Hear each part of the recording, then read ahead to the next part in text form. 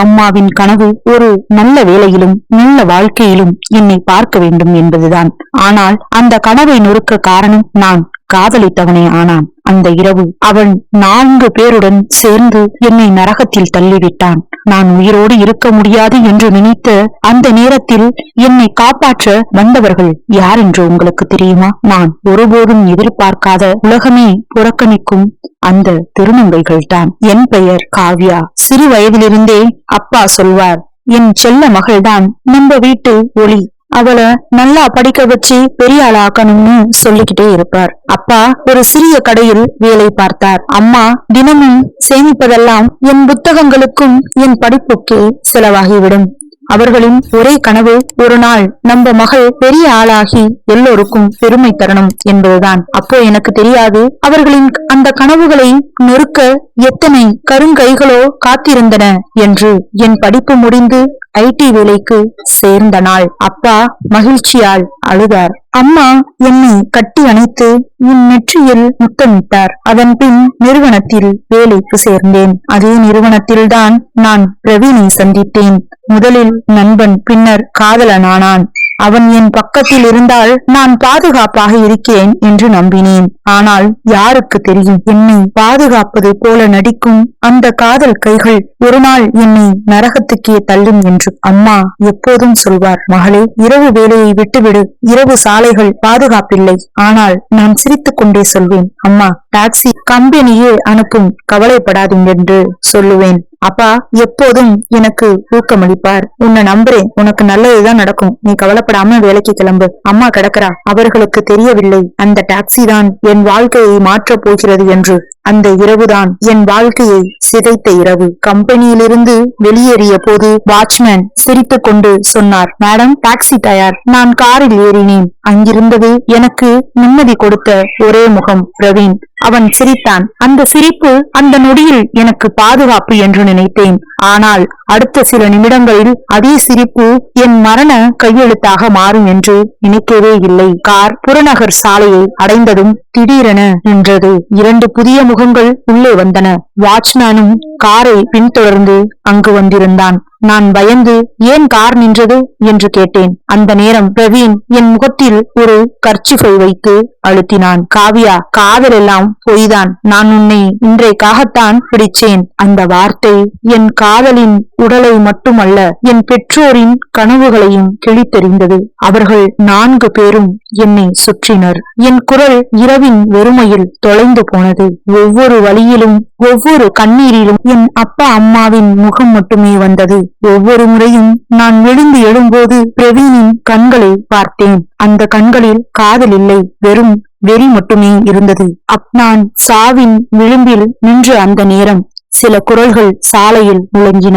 ஏய், என்ன பண்றீங்க? அவளை விட்டு போங்க. சிலர் ஓடி வந்தார்கள். அவர்கள் திருநங்கைகள். அந்த 4 பேரும் பயந்து ஓடிவிட்டார்கள். திருநங்கைகள் என்னை தூக்கி கொண்டு ஓடினர். ஒரு குரல் என் காதில் ஒலித்தது, மகளே பயப்படாத, நாங்க இருக்கோம். அந்த நொடி நான் மீண்டும் உயிரோடு இருப்பதை உணர்ந்தேன். மருத்துவமனைக்கு கொண்டு சென்றார்கள். அவர்கள் என் கையை பிடித்து அம்மாவாக இருந்தார்கள். மருத்துவமனை படுக்கையில் விழித்த போதுதான் எனக்கு உயிரோடு இருப்பது தெரிந்தது. என் கண்களில் கண்ணீரும் உடலில் வலியும் உள்ளத்தில் 1000 சிதறிய கனவுகளும் இருந்தன. ஆனால் என் பக்கத்தில் நின்று கையை பிடித்தவர்கள் நான் ஒருபோதும் எதிர்பார்க்காதவர்கள், அந்த திருநங்கைகள். அவர்கள்தான் என்னை இரத்த குளத்தில் இருந்து மருத்துவமனைக்கு கொண்டு வந்தவர்கள். உலகம் முழுக்க என்னை அவமானமாக பார்ப்பதாக நினைத்த நேரத்தில் அவர்கள்தான் என்னை உயிருடன் பார்த்தார்கள். என் அப்பா அம்மா அந்த நிமிடம் என்னை பார்த்த போது அவர்கள் கண்களில் இருந்த கண்ணீர் என் உடல் வலியை விட மோசமாக இருந்தது. எங்கள் பெண் எதையும் சாதிக்கணும் என்று சொல்லியவர்கள் இன்று என்னை படுக்கையிலிருந்து எழுப்ப முடியாமல் திணறினார்கள். ஆனால் அந்த கண்ணீரே எனக்கு ஒரு வாக்குறுதி தந்தது, நான் மீண்டு வரணும். எதற்காக என்றால் என் அப்பா அம்மா கனவுகளுக்காக. துரோகம் செய்த காதலனை மறக்க முடியவில்லை. நான் காதலித்தவன், என் உயிரோடு இணைந்தவன் அந்த இரவில் என்னை மற்றவர்களுக்கு விற்றான். அவன் முகம் நினைவில் வந்ததும் எனக்கு உடல் முழுக்க நடுக்கும்.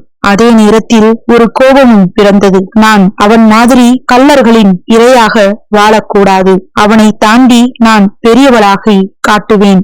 திருநங்கைகள் எனக்கு சொல்லிக் கொடுத்த பாடம் இதுதான். அந்த நாட்களில் நான் ஒவ்வொரு இரவிலும் அழுதே தூங்கினேன். அந்த திருநங்கைகள் தான் கண்ணே, அழுவதை நிறுத்து.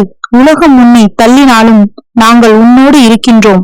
ஒரு பெண் அடிமையாக கோழையாக வாழக்கூடாது, எழுந்து நில் என்று சொல்லினர். அவர்களுடைய வார்த்தை எனக்கு ஒரு புதிய சக்தியாயிருந்தது. சமூகம் அவர்களை புறக்கணிக்கிறது, ஆனால் அவர்கள்தான் அந்த இரவில் என் உயிரின் காவலர்கள் ஆனார்கள். சில மாதங்களுக்கு பிறகு நான் வேலைக்கு திரும்பினேன்.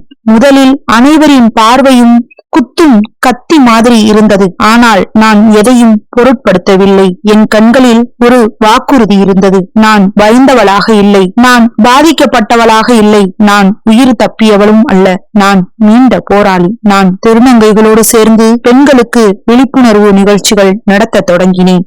இரவு வேலைக்கு போவது தவறு அல்ல, ஆண்களின் மனநோய்தான் தவறு. பெண் பாதுகாப்பு அவளுடைய பொறுப்பு இல்லை, சமூகத்தின் பொறுப்பு என்று ஒவ்வொரு மேடையிலும் குரல் கொடுத்தேன். சிலர் என்னை கேலி செய்தார்கள், சிலர் என்னை அவமானம் என்று சொல்லினார்கள்.